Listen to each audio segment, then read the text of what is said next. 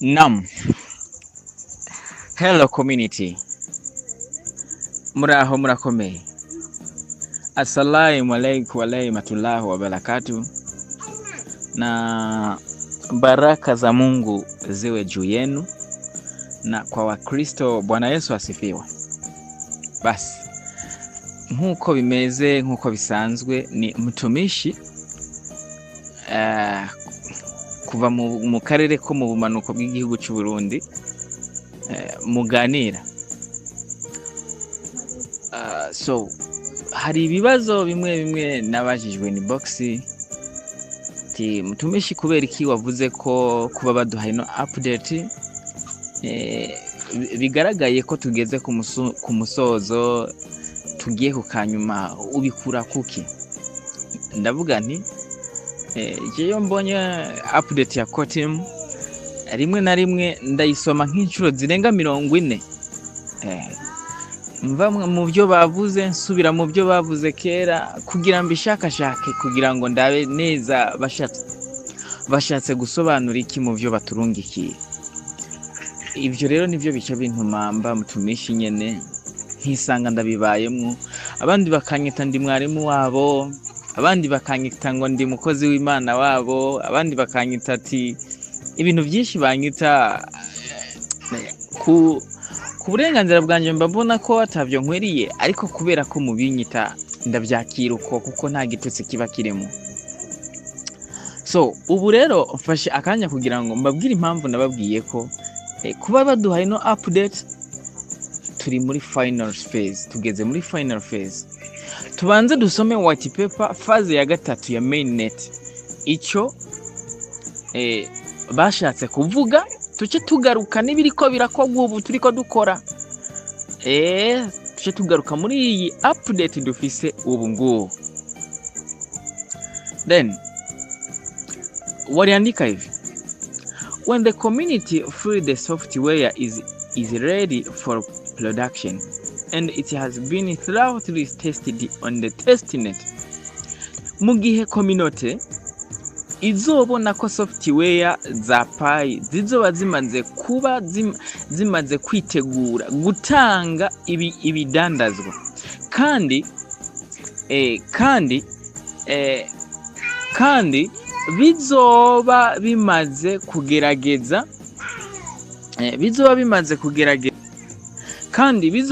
kugerageza, kuba mwigeragezwa, riri mwigeragezwa. Ndashaka kino kintu mukimenye, mucumve, kugira ngo bizoba biri mwigeragezwa, riri mwigerageza.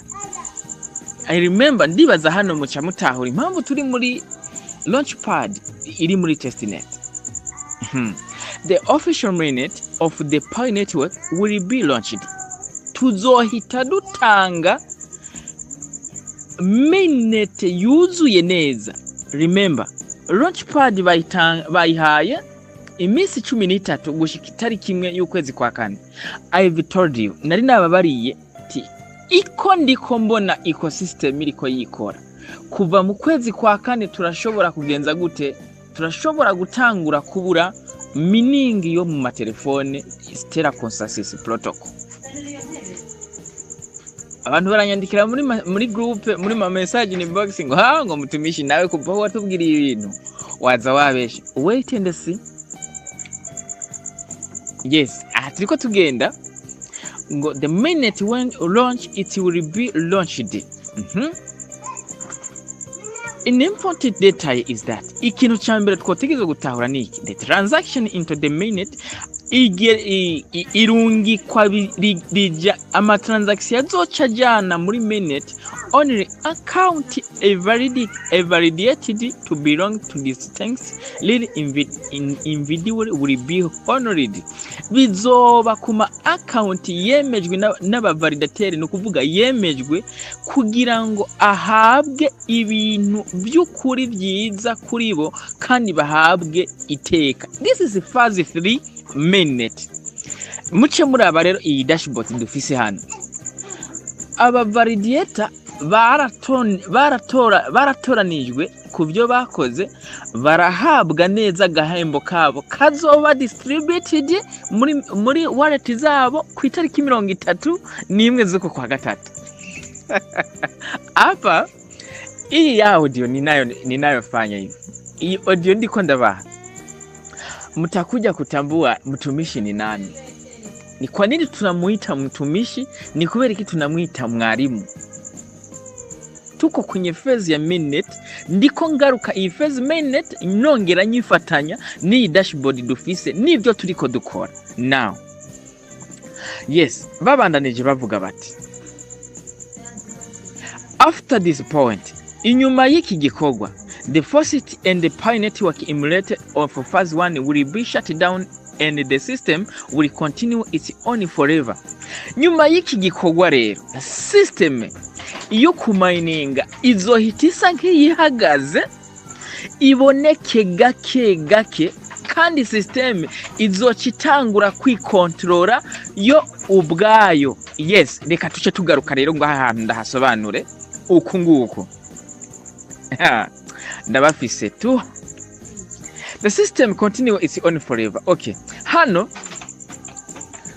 mumanza murabe aya kuva baturonchingiye iyi update dufise muri dashboard, buri muntu wese yaciye ahindurirwa forcing emulator rate yiwe yukuminingirako.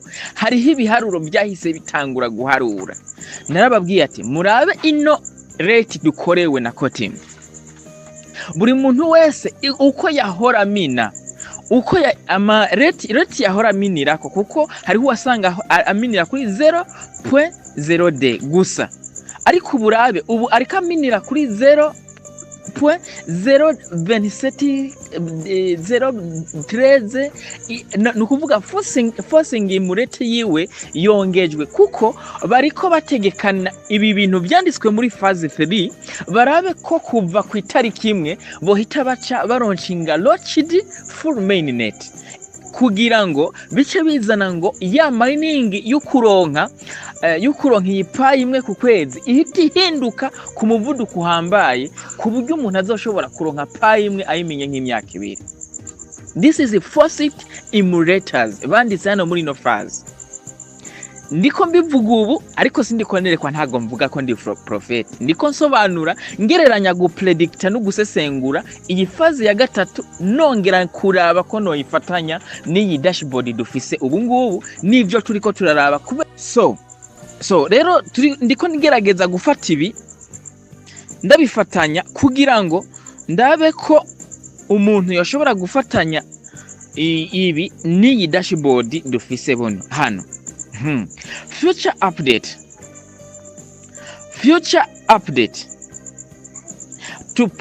to protocol will be contributed by the Pi developer community and the Pi core team, and they will propose the committee. Nukuvuga ngo muri ico gihe update zizoca updatinga kuri protocol zija ku buryo bwa developer na community, kugira ngo core team na community bashobore guproposa committee. Muce mwibuka launchpad hariho committee testnet, hanyuma hakabaho na phase ya testing ya staking muri launchpad kabi yongera igafita na phase ya committee Pi. I say huwaga nafurahia sana, huwa ni yani ndiko ndaraba inyandiko za Kotimu nkahita mbona n'ibintu turi mwubu mwa bino bihe ndabifatanije, ndabibona mu rindi jisho rya gatatu, ikindi kintu gihambaye cyane. So tubandanye twumve ico bagiye babandanya bavuga. And they will propose the implementation of the deployment will depend on the node updating the mining. Nukuvuga ngo ico gihe tuzoja dufata mining ice yimukira ku node abariyo ya updatinga mining, bya bindi nababwiraga. Nukuvuga ngo shutdown ni yamara kubaho, ikintu kizoca kibaho nuko node zizoca ziupdatinga zitangure gukora igikorwa cyayo cyo kumina za biliyo 45 kuko ubu pre-launch hategekanijwe kubanza kudistribuwa Picoin za biliyo 20. Ibi nari nabibabariye. So hano rero batubwira ngo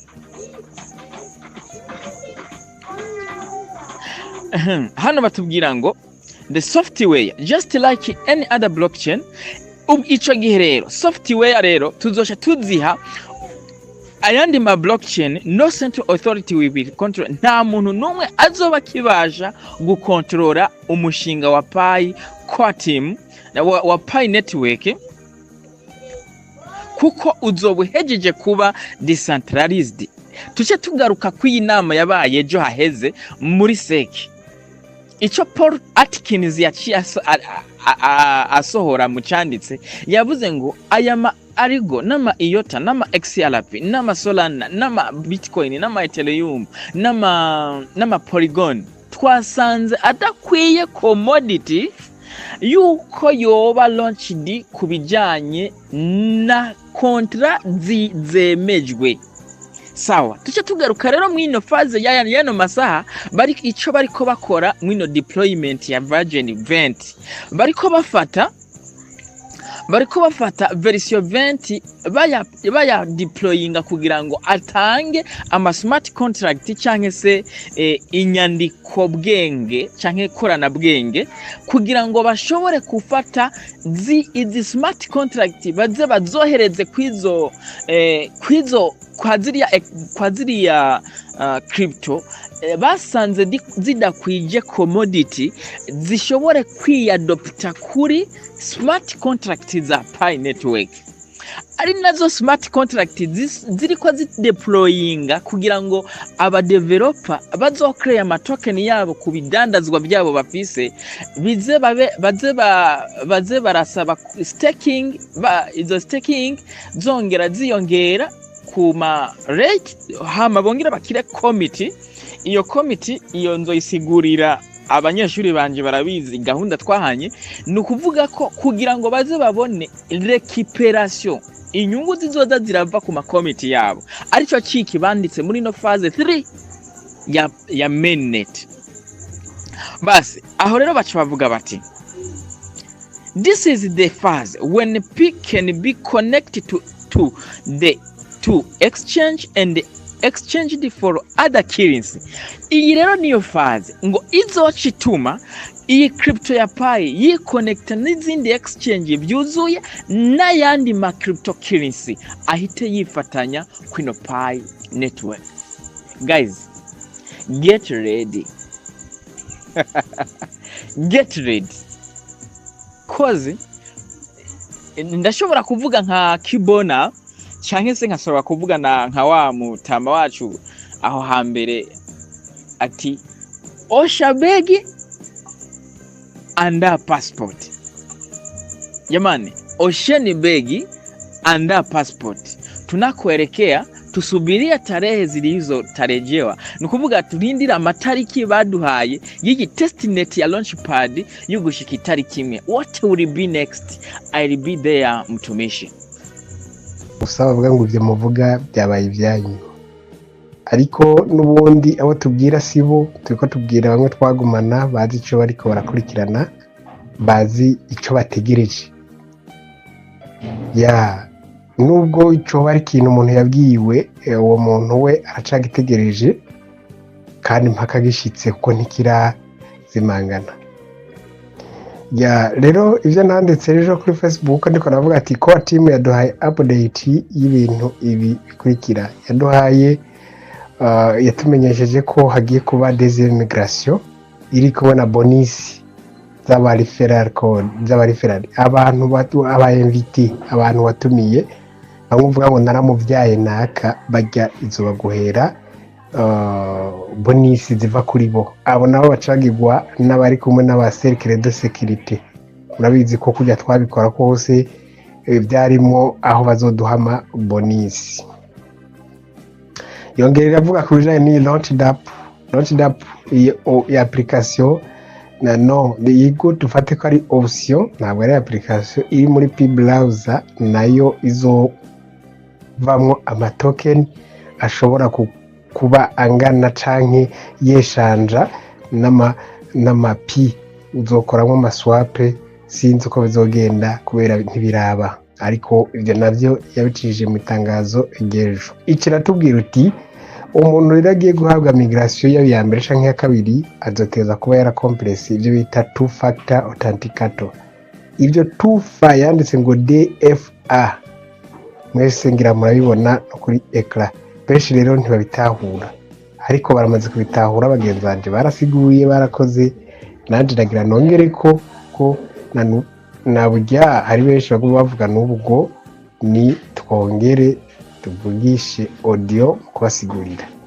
nasanze benshi barakunda kumva ariko ntibakunda gusoma cyane buko wavuze ngo ushaka guhisha umunyafrika sha mu nyandiko ntibazi ibyo gusoma batera ubuti ariko mu Faransa nawe agira bibliothèque arasoma nyene azi ko ibintu binyigeje mu vyanditswe umugani nawo w'igifaransa uvuga ngo les paroles s'envolent mais les écrits restent tugituma rero ubu twandika ku rubuga bikagumaho gusumba kuvuga audio cye muri WhatsApp ko yoyo iraba expire ikagenda ngaye nguko rero ikintu nanje kubabwira nje kuzuza kuvyo ko team yavuze nje gusobanura mu buryo bwo ku completa two factor authenticator kugira ngo mushe guhabwa des migration canke se mbere wanashima konti yawe ibi contrôler ibiri bien ordonnée ibe ikwije ibisabwa byo kugira ngo yitwe konti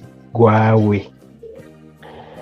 icambere kampere kubijanye na konti ya Pi benshi murayifise nukuri muyifise nka application kujya mufise Facebook na WhatsApp benshi baracavuga ko bakina Pi yego ni mukine ariko iyo uriko urakina n'ikintu muratsindana ishobora no kugutsinda sibenda kwipfurije ariko faites attention kuko ushobora gusanga wakinye nabi ugatsindwa ni mu buryo ubuherero konti ya Pi ubwa mbere igizwe na numero de telefone na mot de passe igizwe n'igihugu urimo ibyo byose urabizi ugiye kwinjira gusaba igihugu bwa mbere uri hehe banza wandike icyo gihugu hamashiramo nimero yawe ya telefone shiramo mot de passe uhejeje ibyo iraguha uza kuzuza amazina yawe ubuhoho utushiramo na email kamuzi kwisanzwe ari konti nayo ubwayo konti email umuntu atagira email ntashobora gutereshaja ikintu na kimwe muri telefone kivuye kuri Play Store email mumva ko nayo ifise rundi ruhara iyo nayo ni konti uteza kuyigarda ikabi yawe kuvuga atawukwiba iyo konti mail kuko urafisa uyikoresha kandi igomba kubagwa ayikwivye ashobora kwinjira muri ibyo bindi ushobora gukoresha mail n'ububiko urashobora kubika ko ama video amafoto remosokre zawe ama 24 amabanga yose ushobora kubika ko umva ko ari konti ikomeye muri Pi rero harimo igihugu harimo nimero ya telefone harimo mot de passe harimo Gmail ibyo biri kombine ngaho mu gihe usanzwe wumva ko twavuze ko navyo bisanzwe bifise inkomoko canka kandi ahandi bihari nka konti urabizi ko udashobora gushira ku nimero ya telefone itari gwawe ibyo twarabirenganye ariko no kubibibutsa ko uyu munsi hari umuntu usanga avuga ngo sinibuka nimero nashizeko c'est-à-dire ko atazi ibyo arimo rero twagiye no kuvuga umaze kuba ufise nimero ya telefone mot de passe Gmail wakoresheje aho urashobora kuba ufise konti ya Pi iyo uriko urayimayininga naho imbere sasa imbere uteza ko ufisemo icyo bita 24 mo amajambo banga 28 adahinduka kandi yibanga kuri wowe kujya kwa mot de passe n'akajambo banga murakoresha limikashi mwese bababwira ngo akajambo banga soneke mot de passe n'akantu kanyuma umuntu akarenganya bashikiye ubutunzi bwawe akajambo banga n'akantu kanyuma umuntu arinze akamenya akakinjira akakarengana abashikiye hari ubutunzi ni ukuvuga ni urufunguruzo rw'imari hari abatabizi ariko reka mbivuge, ni urufunguruzo rw'imari awabitse. None rero akajambo banga kawe nico kimwe na 24 mo. 24 mo nazo ziba zibitse ahantu hari akajambo banga kaguma ari akantu, kuko ubwo nibwo rufunguruzo. Akajambo banga umuntu akamenye agashikira kwa rufunguruzo aca yugurura imari. 24 mo rero aho twinjiye ndani muri konti ya payi, hanyuma umaze kuba uzifise utugenda kuri page ya 3 ukakonfirima ukoresheje ya majambo 28. aho weje gusinya ati ego urufunguzo ndarufise, ndashizemo iyo adresse. 24 mo zifise adresse yazo, ndafisizemo adresse muzompa ko urufunguruzo ruzugurura imari mwe muzonshirirayo ndarufise. Ndi serieuserite hariho literme condition wemera ugasinya ko ari ivyawe kandi atawuzobaza.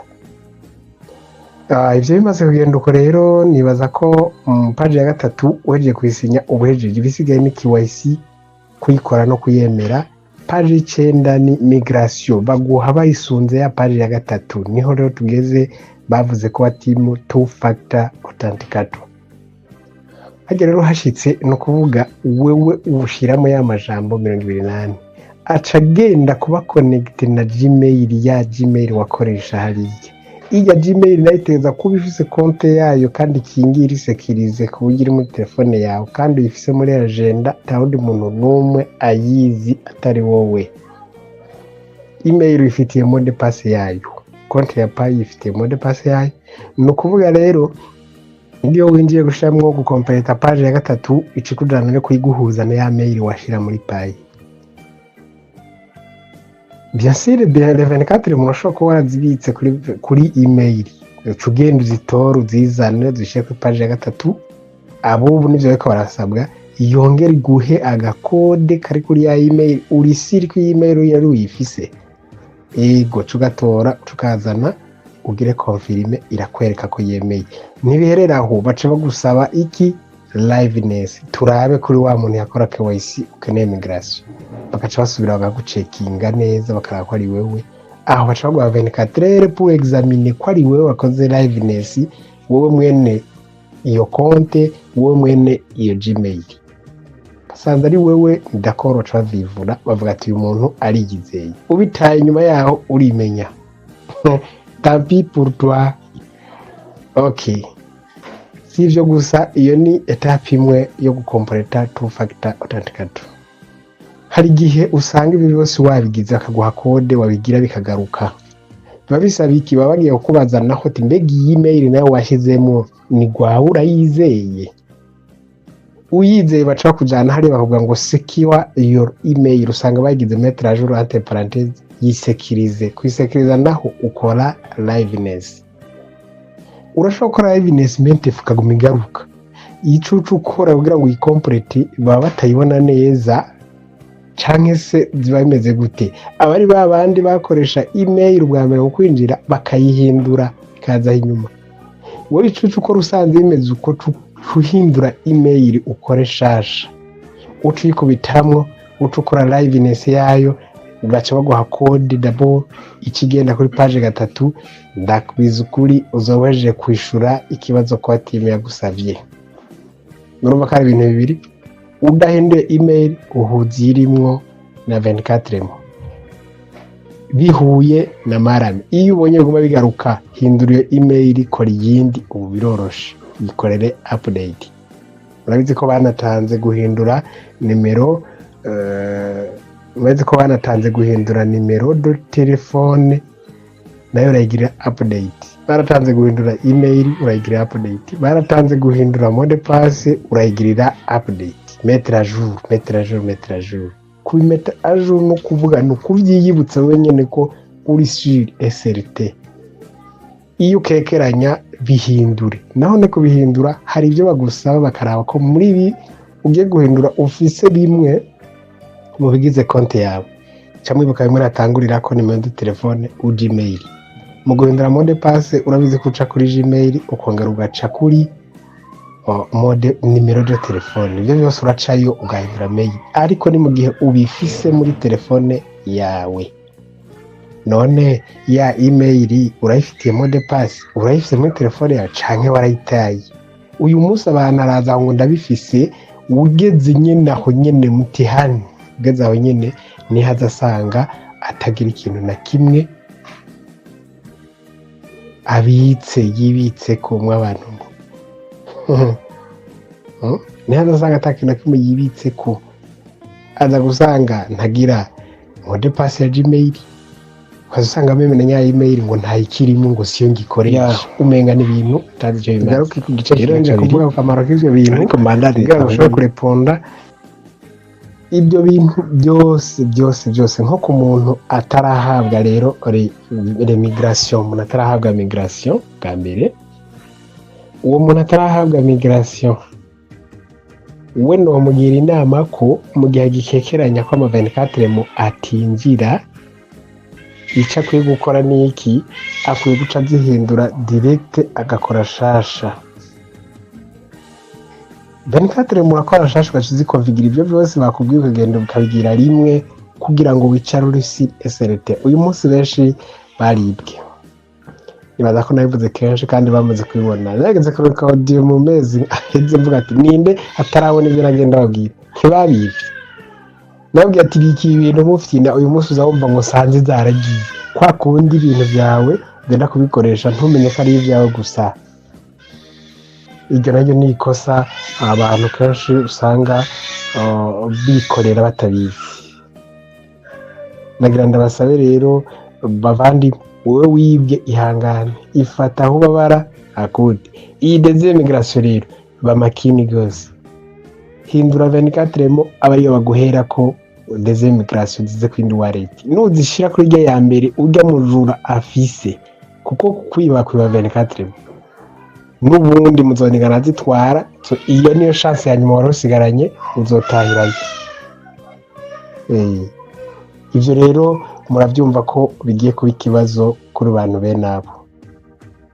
Naganda basabe rero uwari we wese yitwara ariko ivyiwe, uwari we wese yitwara ariko kumenya no kumva ibyo abantu baba bariko baramubwira, kuko uja mu bintu. Uyu munsi ndatangara kuba tugihura n'abantu ukamubaza ibikaza mu ntavyazi byose arakikiranye, noneho twakabari eskiyeza kuba amafaranga muri cyagiye twa twiteze wowe uruwandi.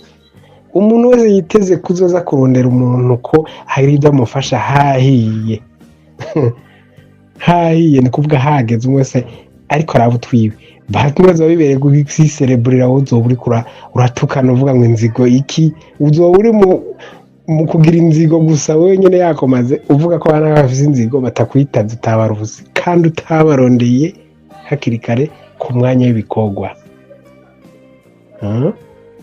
Sinzi wavuze ngo mbega utakurondeye mu kurima yo kurondera mu gusora mukamwitaba. Nyishu murayiha rero. Nagira ndabinginge abantu mwibwe mubone zanyu zaragiye muzisangiye n'abajura. Heshe barabafasha iki? Naravuze ati hazokwandika babafasha, mama Rusi mutabonye babafashe, kandi kubafasha kwabo muzobibona. Ngoma mbona bariko bararira, ndababwiye ngo nimwihangane nimwigumye. Ndabwiye ngo telefone yawe ntukayihe n'umuntu n'umutizeye, kandi abo bantu baduka ubona jenda umurideri wo mu gifuri ngaho ukabona aradutse utageze umwumva dipui, uyo muntu uramwirinda gutajubu. Nawe yabanje kwiga no kuvuga yavuye muri mwebwe, araje rero abakenyure kuko arazi ibyavuzwe byose, arabe uwarangaye cyangwa wabikurikije. Iyo utabikurikije rero we nawe acavuga ati uyu ntazi ibyo arimwo, nimba tumvise biriya nta n'ibindi acumva, barideri barahoze reka ndamunyanyasi ya. Rero no kuvuga jewe maze kuvura n'abantu benshi ndumva ngo none ko pie atazi iriko wagisize ngo yo ngo ntazi iriko ntazo mbonako. Mara heza masanga atarabo jewe nigeze nkorera ntari nzi tuza guhura ubwo bwa nyuma, ni sawa rondera yo murida wawe umubaze nazagenda, nimba nawe ari we wasamaye ugapfuhereje yagukoreye ko. Ariko rero peu importe iyi deuxième chance ntibishike mu Burundi ngo muronka ama migration ya kabiri ngo agende kubabi. Ikindi kintu novuga igituma bana biba mu bifata nk'ibinyama by'imbwa, imuzi cyo mufise haraguma bavuga ngo vya bindi ukanayaba no kumina konti hari n'uwuza ngo zana nawe vya bindi iyo bigeze akaba ari gutwaye kubera nawe ubwawe warabaye desespéré ngo warabaye tegute ntuzi ivyo urimo donc warahevye ejo n'ivyashu uzora ngene vyura umugara nk'isaki nuziruka cane nk'umuntu ari muri atletisme uvuga ati vya bintu kumbe harageze wabifashe nkuko ataco bimaze reka rero umuntu yabifashe uko bakabimwiba barakabimwiba ntazigere yiyumvira ko hari ico bamuhoye kuko nawe nere yarataye umuntu yitorera utuntu mu mwavu yemwe umuntu ntaba yivye aho ni kuri bande bamwe bavyiba ari uko hanjanjwa gusa baguma babituka ngo ntaco bimaze uyo barakazimiba kuko nawe yene ntaco aba afise none wotunga ivyo utemera oya bagenzi nongere ndababwira ukuri ibi igihe twakabivugiye ari nk'inkuru ari indirimbo turirimba bizohinduka wa wundi yavuga ati siko bizohora bwa ya mana y'Abisirayeli bizohinduka ce ndabwiye ko bizohinduka kandi bihindure uyu munsi we nimba utarajya kuri pi uri nkanje mugaje ho ndacayivuga ariko nawe ntukinanyumviriza ntukinakora na kimwe uyu munsi ndaza hari abantu bavuga ati vuga wirengane turaje turimo aca korokera muri babandi bita bidogeza utazi ibyo bariko barakora bakazibamwa zose na kare kandi mumenye aba bantu bacitse intege nibo bamenye nyinshi barataye uwuje akagukoramo akazi uza kwivuga bukeye ugasanga ntugira nimwe ntuzubabare tekana ukwiguma kukivuga guma wumva amakuru y'akanovera nujya mu ntaba yaraje iwawe canke ntaba yararavye ivy'iwawe asanga warataye avuga ngo kandi ko kuba waranavyibagiye ari naho numva ngo je mode passage ncibuka 24 mona ntanizo nibuka iyo ziri avuga ati warakoze cyane kizi nuko atanumwe yaziriye biguye mu gahinga yefu babigira uwo byaguye ko akazirira abazivya arimo pibarikwe mu mahera menshi cyane kandi ntiraseruka neza uko tuyiteze mugabo abantu benshi aha hari abana batekenitse yagize ikimara inice bamariye yagize ikimara nice yabamariye ariko ndatangara cyane ariko ntaco nabivuze dans l'introduction abantu turi kumwe tuba dufise imigwi myinshi wari wese aserukira hari abaserukira ibigaba hari abaserukira imvuzi hari abaserukira abapingayi hari n'abari ku kivi kandi bakora nagira ngaruke ku magroupe WhatsApp usanga turi kumwe n'abantu emwe duhanganye ukamengana ahantu twahuriye dusangiye mugabo tuko duhanganira ugasanga umuntu yaje muri groupe ari ugwanya barimwo mu vyiyumviro kandi bazamwe n'umutima wabo atakindi kintu ugasanga umuntu nawe arimwo pour kubagwanya nagira nsabe abantu b'imitima mibi nk'iyo ndabita bapfuye kera bacane n'ababo bapfuye baje mu magroupe kuko ntibishoboka ko ushobora kuba muri groupe ukaba uri umuntu harira canke ubuza abandi bikorwa barimwo kandi byavuye ku mitima yabo kasanga ngo nta kirimwo ibi muzo bamumbarira uwe uraho ko iki ayo majambo yavugira aho create group ufata abantu mwiyumvira ibi nivyo nitwavuga audio mu byo twemera mwe muce mwitwara mwe muvuga ati sivyo mwebwe group yanyu izobe mwivyo mugabo abandi babe baho bafise groupe bakurikira iyo baja kuko ikintu utarabona iyo giherera nta nubwo wokirangiriza mu nzira ngo simona ngo mutifise muri iyo giherera hariya giherera niyo biri iyo urambiwe n'urugendo nyene usibira mu nzira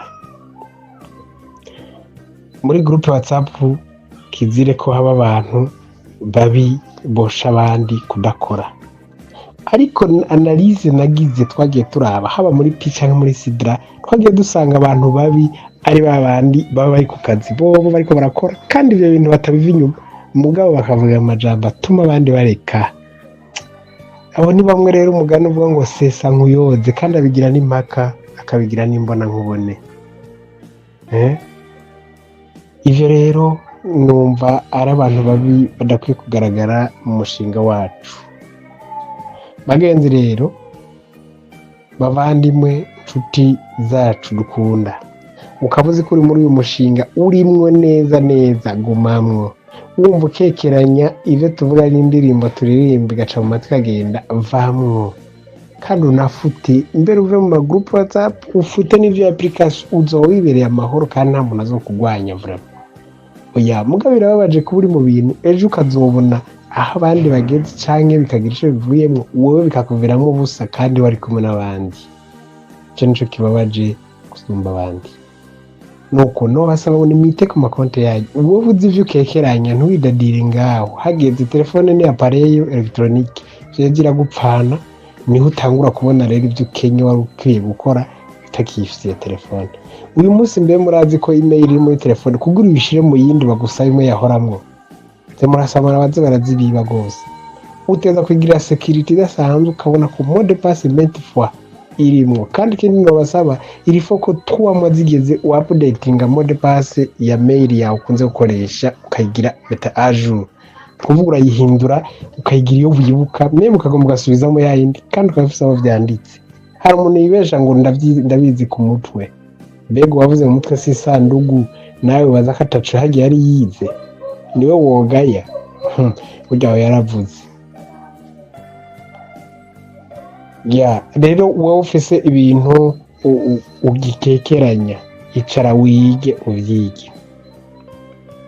Akindi kintu kijanye no kwiga ibintu mutazi, narabivuze ngo ntuzotegere muri groupe. Hari uwo nabonye akunda kuvuga ngo ntimudusigurire navyo twumva ngo muvuba mureka.